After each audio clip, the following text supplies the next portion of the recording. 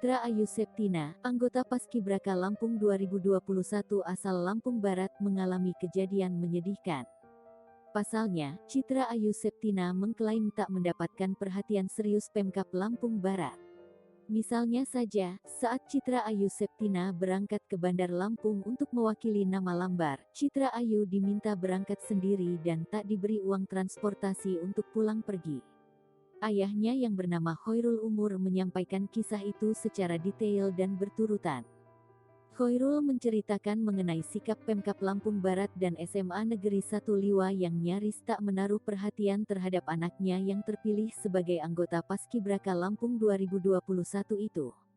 Tak lama berselang, Kadisporafar Lampung Barat Tri Umaryani mengeluarkan surat penetapan tugas (SPT) kepada anaknya untuk mengikuti karantina di Hotel Kurnia II yang beralamat di Jalan Raden Intan nomor 75, Kota Bandar Lampung.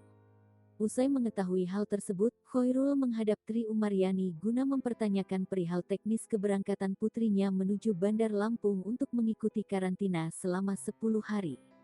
Merasa tidak puas usai menghadap Kadisporafar Lampung Barat, Khoirul beranggapan, Pemkab setempat tidak menaruh perhatian kepada anaknya beserta kedua rekannya.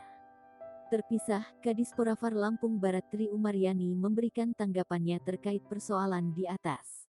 Ia mengaku ada kekeliruan yang dilakukan pihaknya, sehingga ia menyampaikan permohonan maafnya. Tri menyampaikan, terkait persoalan Citra dan kedua rekannya, ia tidak menyalahkan siapapun. Tri menganggap kejadian yang menimpa Citra dan dua rekannya akan menjadi bahan evaluasi bagi pihaknya.